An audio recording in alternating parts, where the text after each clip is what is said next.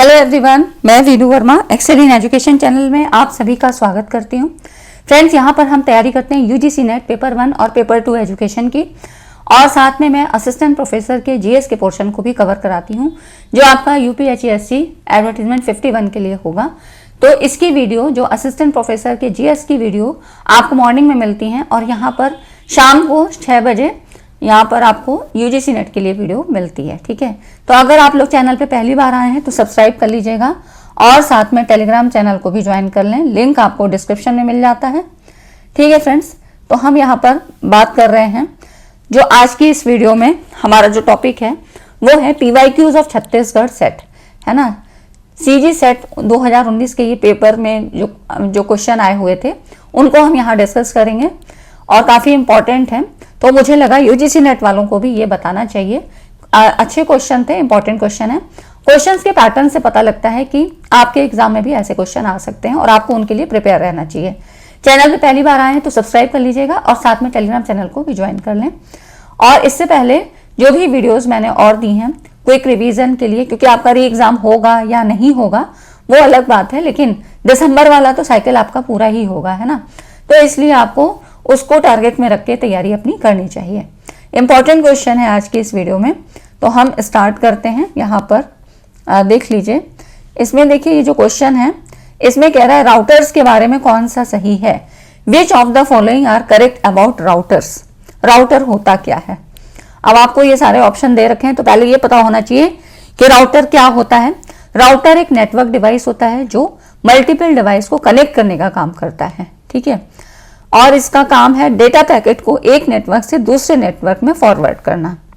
तो एक तरह का हम कह सकते हैं कि एक ट्रैफिक कंट्रोलर होता है जो इंश्योर करता है कि यहाँ पर ये इंश्योर करता है कि मतलब डाटा सही डेस्टिनेशन पे पहुंच रहा है या नहीं पहुंच रहा है। ठीक है, तो डाटा को सही जगह पे, उसके डेस्टिनेशन क्या है वहां तक पहुंचाना, ये इसका मेन फंक्शन होता है। ट्रैफिक कंट्रोलर की तरह ये काम करता है। तो ठीक है, तो यहाँ पर हम इसके बारे में बात करते हैं कि ये जो है ना एक ट्रैफिक कंट्रोलर की तरह से काम करता है। ठीक है, ये चीज़ आपको पता होना चाहिए, यूजीसी नेट में भी पूछा जा सकता है। और राउटर्स का जो यूज़ है वो लैन, लोकल एरिया नेटवर्क को कनेक्ट करने और इंटरनेट एक्सेस प्रोवाइड करने के लिए होता है। तो यहाँ पर देखिए जो आपको ऑप्शन दिए हैं राउटर्स के बारे में कौन से सही हैं। तो इसमें आपका ये है राउटर्स कई नेटवर्क को जोड़ता है। ठीक है, और उसके बाद यहाँ पर देखिए राउटर कंप्यूटर को आईपी एड्रेस प्रदान करता है ना, वही जो डेस्टिनेशन की बात हमने कही। और उसके बाद राइटर में आईपी एड्रेस का एक पूल होता है ना। तो ये आपके राइट आंसर हो गए। ठीक है, यहाँ पर अगला जो क्वेश्चन है इसमें आप देख लीजिए। यहाँ पर नेक्स्ट आप देखिए, यहाँ पर ये आपको टेबल दी हुई है, मैच करना है। ठीक है, आप देखिए इसमें जो है कुछ आपको नए शब्द भी मिलेंगे। ये सीजी सेट छत्तीसगढ़ सेट का पेपर है, तो ये क्वेश्चन आपके इंपॉर्टेंट हो सकते हैं आपकी परीक्षा के लिए भी। तो देखिए इसमें है जार्गन, शब्द जाल जिसको कह सकते हैं। ठीक है, ये क्या होता है, तो एक तरह का ये अनफेमिलियर टेक्निकल टर्म्स होता है। ठीक है, इसको हम यहाँ पर कनेक्ट करते हैं। फिजिकल बैरियर्स क्या होते हैं, तो फिजिकल बैरियर से मतलब है जो डिस्टेंस की बात करता है, तो जियोग्राफिक डिस्टेंस ये इसका आपसे यहाँ पे संबंधित होता है। बी का 5th ऑप्शन। एटीट्यूडनल बैरियर, अभिवृत्ति, तो ये आपका जो हो जाता है संप्रेषण की प्रभावशीलता को बढ़ाना। ठीक है, ये आपका यहाँ पर संबंधित होता है। डी है आपका इंटेलिजेंस, इमोशनल इंटेलिजेंस, है ना। तो ये हो जाता है परिवर्तन के प्रति विरोध। ठीक है, ये इससे संबंधित हो गया। और उसके बाद है साइकोलॉजिकल, तो यहाँ पर साइकोलॉजिकल आपका किससे संबंधित होगा, एंगर से, है ना। ये देखिए सबसे पहले ऊपर दे रखा है एंगर, तो ये जो डी वाला है आपका ये फोर्स से संबंधित हुआ, और ई है ये आपका पहले एंगर से। इसका जो आप यहाँ पर देख लीजिए फिजिकल बैरियर, देखिए जार्गन शब्द जाल, अनफेमिलियर टेक्निकल टर्म्स, ये हो गया। फिजिकल बैरियर जियोग्राफिक डिस्टेंस की बात करता है। Attitudinal barrier resistance to change. ठीक है, emotional intelligence increase effectiveness of communication, और साइकोलॉजिकल जो मनोवैज्ञानिक अवरोध होते हैं, इसमें आपका क्रोध आता है, ठीक है, जो भावनाओं से संबंधित होती हैं चीजें। ये हो गया आपका। नेक्स्ट आप देखो यहाँ पर अगला जो क्वेश्चन है, which of the following is not a research hypothesis. अब इसमें आपको दे रखा है comparative hypothesis, null hypothesis, interactional hypothesis और डिफरेंशियल। तो इसमें आपका जो नल हाइपोथेसिस है ये आपकी रिसर्च हाइपोथेसिस के अंतर्गत मतलब टाइप नहीं होता है। नल हाइपोथेसिस हम कंपनसेट करने के लिए बनाते हैं ना। तो नल हाइपोथेसिस क्या है, एक प्रकार की शोध परिकल्पना नहीं है, ये कथन है कि चर के बीच कोई प्रभाव नहीं है, है ना। हम क्या बताते हैं, नो इफेक्ट की बात जब करते हैं, है ना, कोई प्रभाव या कोई संबंध नहीं है। तो एक हमारी होती है वर्किंग हाइपोथेसिस और एक हम फिर एक नल हाइपोथेसिस बनाते हैं जिसके बीच कोई भी नो इफेक्ट की बात होती है। बाकी सारी इसके टाइप्स ऑफ हाइपोथेसिस हैं, ठीक है। नेक्स्ट आप देखो है anaerobic digestion converts biomass into. Anaerobic digestion है ना, अब ये एकदम अलग नाम आपको दिखाई दे रहा है। पहले तो ये देखिए एरोबिक और एनएरोबिक दो तरीके के जो ऑर्गेनिज्म होते हैं, जीव जिसको कह सकते हैं। एनएरोबिक की बात करें तो एनएरोबिक में ऐसे जीव जो ऑक्सीजन के बिना एग्जिस्ट करते हैं या फंक्शन करते हैं। एनएरोबिक में ऑक्सीजन नहीं होता है और ऑक्सीजन के बिना ये एनर्जी को प्रोड्यूस कर सकते हैं, ठीक है। तो ये हो गई अवायवी जिसको कह सकते हैं। एरोबिक वायवी है ना, एनएरोबिक और एरोबिक रेस्पिरेशन के बारे में आपने पढ़ा भी होगा। तो एनएरोबिक अवायवी जिसको कह सकते हैं कि ऑक्सीजन के बिना ये एग्जिस्ट करते हैं या अपना कोई फंक्शन करते हैं, ऑक्सीजन के बिना ही एनर्जी को प्रोड्यूस करते हैं। अब आपका ये आ रहा है एनएरोबिक डाइजेशन, ये क्या होता है। तो एनएरोबिक डाइजेशन एक बायोलॉजिकल प्रोसेस है जिसमें जो माइक्रो ऑर्गेनिज्म होते हैं, सूक्ष्म जीवाणु जो होते हैं, ये ऑर्गेनिक मटेरियल को एग्रीकल्चरल वेस्ट या मैन्योर में, म्यूनिसिपल वेस्ट या प्लांट मटेरियल, सीवेज, ये सारे क्या है इनमें तोड़ेंगे, ठीक है। ग्रीन वेस्ट इनको डिकम्पोज करते हैं, ठीक है।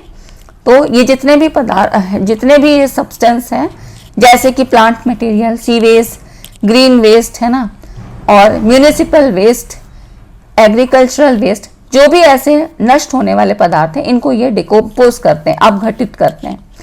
और बिना ऑक्सीजन के इस प्रोसेस के दौरान माइक्रो ऑर्गेनिज्म मीथेन, CH4 मतलब CH4 और CO2 को प्रोड्यूस करते हैं, ठीक है।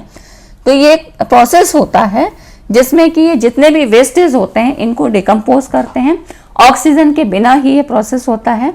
और यहाँ पर जब ये डिकम्पोज करते हैं ना तो माइक्रो ऑर्गेनिज्म को ये CH4 और CO2 में प्रोड्यूस करते हैं, मीथेन और कार्बन डाइऑक्साइड में, ठीक है। तो यहाँ पर इसको यूज कर सकते हैं बायोगैस प्रोडक्शन के लिए, है ना, जो कि रिन्यूएबल एनर्जी सोर्स होते हैं, ठीक है।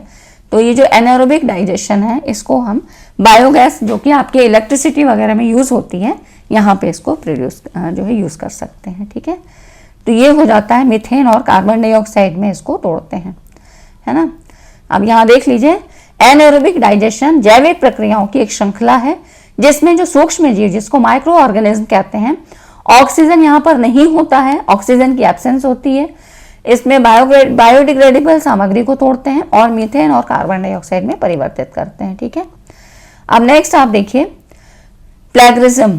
प्लेगरिज्म के बारे में आपको सही स्टेटमेंट चुनना है कि साहित्यिक चोरी ना तो नागरिक ही ना ही आपराधिक अपराध है, साहित्यिक चोरी गैर कानूनी है, साहित्यिक चोरी अनैतिक है ना। ये किस में आता है, तो प्लेगरिज्म की बात करें जैसे कि ये आपका एथिकल जो है इसमें आता है ना, रिसर्च एथिक्स के अंतर्गत आता है। प्लेगरिज्म से मतलब बिना किसी को थैंक्स बोले, बिना किसी को उसका आभार व्यक्त किए, उसके कंटेंट को आप अपने नाम से लिख लेते हो, अपने नाम से मतलब उसको कॉपी पेस्ट करना, ये सारी चीजें प्लेगरिज्म मतलब साहित्यिक चोरी, है ना। तो इसमें तो प्लेगरिज्म क्या है, इसको मुख्यतः अनैतिक और शैक्षणिक ईमानदारी का उल्लंघन माना जाता है, ठीक है। तो इसलिए ये हो गया आपका। नेक्स्ट आप देखो इनमें से किसको नॉन एक्सपेरिमेंटल रिसर्च में नहीं डाला जा सकता है। नॉन एक्सपेरिमेंटल रिसर्च क्या होती है, थोड़ा सा इसको जान लेते हैं। तो देखिए नॉन एक्सपेरिमेंटल रिसर्च एक रिसर्च मेथड है जिसमें वेरिएबल को मैनिपुलेट नहीं करते हैं, जैसे कि एक्सपेरिमेंटल रिसर्च में था, वेरिएबल्स को मैनिपुलेट करते हैं, है ना, और हेर फेर किया जाता है, मतलब सिचुएशंस को कंट्रोल किया जाता है। लेकिन यहाँ पर नॉन एक्सपेरिमेंटल में इसमें मैनिपुलेट नहीं किया जाता है। और इसमें कौन कौन से टाइप्स होते हैं, तो जैसे कि ऑब्जर्वेशन हो गया, सर्वेस हैं, ठीक है, सर्वेक्षण जिसको बोलते हैं, केस स्टडी या कोरिलेशनल स्टडीज, ये सब शामिल होते हैं, है ना। तो नॉन एक्सपेरिमेंटल में ये सारी चीजें आती हैं।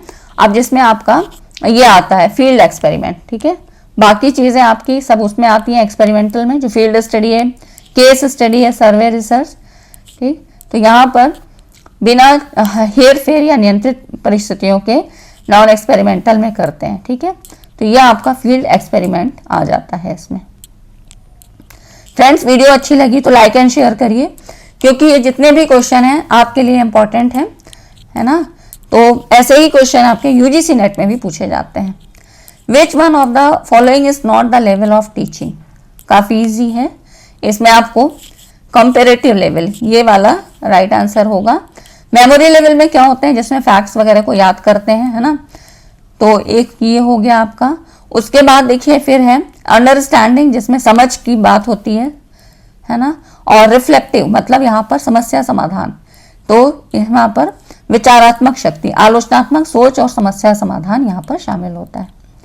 नेक्स्ट आप देखो, which one of the following is in correct sequence.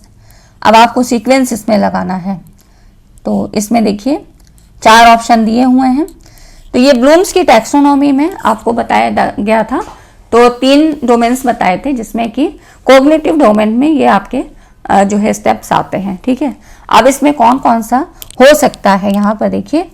तो सबसे पहला नॉलेज, नॉलेज तो सबसे पहला ही होता है, सभी में दिया है। कॉम्प्रिहेंशन, ठीक है। उसके बाद क्या है, analysis, synthesis, application and evaluation. Evaluation सबसे लास्ट में आएगा। तो ये वाला ऑप्शन आपका यहाँ पर देखिए कौन सा, तो सही है, मतलब ये वाला ऑप्शन आपका हट जाता है, ठीक है। सी में लास्ट में एप्लीकेशन आ रहा है ना। अब देख लेते हैं इसमें राइट आंसर क्या होगा। तो सबसे पहले आपका नॉलेज होता है, ठीक, यहाँ पर नॉलेज होता है, फिर comprehension, analysis, synthesis, application and evaluation.